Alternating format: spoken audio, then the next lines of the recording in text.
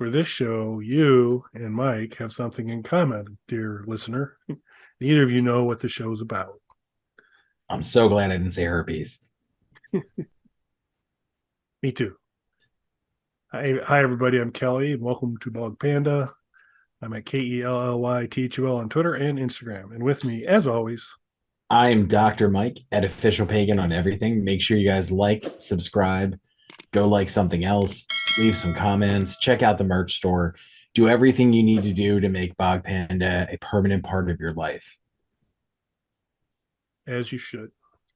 So, big surprise for Mike. You didn't know what the topic was, but we haven't talked about this for, I don't know, maybe two episodes. We haven't talked about it. So guess what we're going to talk about tonight, Mike? What's that, sir? We're going to talk about Doom. We're going to talk about Doom again because you got to. Um, we had a one of the folks watches our videos, and his name's on the screen right now. Uh, he didn't want me to say it, so we'll just put the name up there. He had left a comment on our one of our more recent Doom episodes about on playing Doom on the Sinclair, which he thought was pretty cool. But he was asking if I had played, or Mike or I had played Brutal Doom. And I wasn't familiar. I know there's a gazillion Doom mods out there, and back in the day, I bought a CD of a ton of the different level files that you could play. So all sorts of different things. It's one of the beauties of Doom is that extensibility. But I hadn't heard or seen a Brutal Doom, so I did a little deep YouTube research, and my goodness, quite the bloody affair. you know, if you just didn't get enough gore in Doom, Brutal Doom fixes that. So more organs fly. It's all bad. The weapons are cooler. The explosions are cooler. Really, really looks cool. And so I said, I need to experience this. So I checked with Mike. Mike hadn't really had a chance to interact with it yet either. So I started to do some digging to see, and there's like tons of options on how you can get there. But one of the main options is as a Doom 2 mod, Brutal Doom. There's a version of that out for the Doom 2 version. But they kept saying, well, you gotta get a GZDoom first, and then there were a number of videos on what you needed to install. Of course, first of all, you need to have a licensed copy of Doom 2, and then all the magic can happen from there. So there are a ton of good videos out there to see. So I went, and on my quest to gain some experience with Brutal Doom, I learned enough that there's this thing called GZDoom out there, uh, GZDoom out there. I went to the website, which is zdoom.com. We'll include links to all this stuff here. And it's basically, there was originally, I think it was a ZDoom, and then now the GZDoom. And the GZDoom is the more new version, takes advantage of some open source software, and it really takes more full advantage of the graphic capabilities that came in the world beyond the original Windows 3.1 MS-DOS world, the highly pixelated world that Doom grew up in. And so I still haven't gotten the patch or the mod to play Brutal Doom, but I got this other environment set up, and I had bought a version of Doom 2 on Steam. And there's tons of good videos out there, include a link to one or two that kind of says, hey, if you've got Steam, here's how you connect this stuff up. And I fired Doom 2 back up, and oh my. So this basically just kind of the out of the box, some of the initial versions that I think start to approach the carnage that is Brutal Doom, but they do one other thing which is huge, which is you get kind of a almost current level of rendering to Doom. So I went in, I had played Doom 2 in its native mode, which is super enjoyable, tons of fun. Always loved Doom. but then I kind of came back into this, and everything's shaded, it's smooth.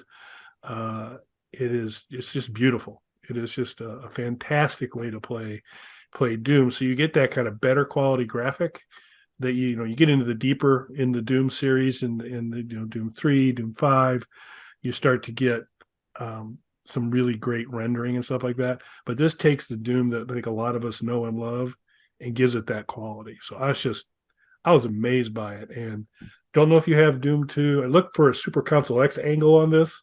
Didn't look easy. Didn't look good. Looked complex. The Steam route much better.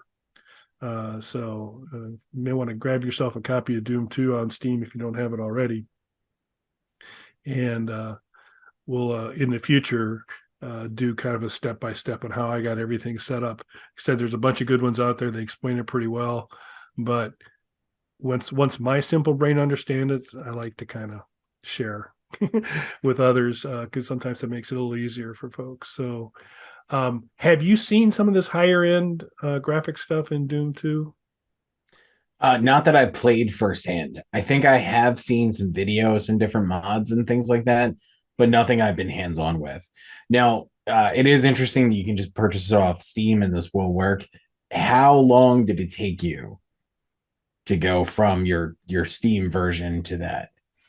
5 minutes. Okay.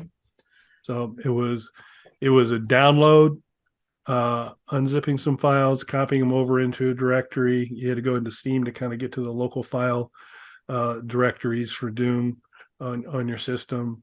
Drag and drop, rename an exe file from DOSBox. There's an existing DOSBox exe. You rename that and replace it with something that comes with GZDoom, and it's a piece of cake. So it's not difficult at all. So Nice. yeah, and yeah, it's done some digging. There were several other ones where it looked a lot more complex in terms of what I have to do. But I found one really good video where a guy just stepped you through really quick, and it was like, okay, I got to do a copy paste, rename a couple files, come back in, fire it up, and I was off and running. And there was I guess there was an earlier version that they've discontinued, but this current one uses open source and looks really good. So we'll get you a lot more specifics, but I wanted to kind of share this with you because I really think, one, you need to experience it, and two, as we've continued to look at Boom Panda, which of course is our big planned game. And I'm not sure how we missed, given our obviously even by the name, our love of Doom. We can continue down the route of a standalone. We're doing the whole thing on our own, or we may want to give some consideration for at least a Boom Panda variant that runs on the Doom infrastructure, which I think would be pretty fun. That would be cool. That'd be good. That'd be some good gameplay. Yeah, that's definitely something I'm looking forward to. I definitely think as we go further down the Doom rabbit hole, we need a playlist of just our Doom videos at some point so that people can just jump straight into these. Yeah, absolutely. And there's more coming because I think they said we'll do the how to kind of get this all set up. We've done some of those before for other things for Super Console X and all that. So at games setting up the light gun. So we'll do that. But this one's super easy and really minimal technical knowledge. So it's easy to get going. And it's just I lost a lot of time today because once I kind of got this is just amazing. This is just a fantastic. And there's extensions that as you like, so if we look to kind of go a Boom Panda variant on this platform, this extension kind of gives you other capabilities and enriches kind of the whole gameplay piece. So there's a lot of cool stuff we could do.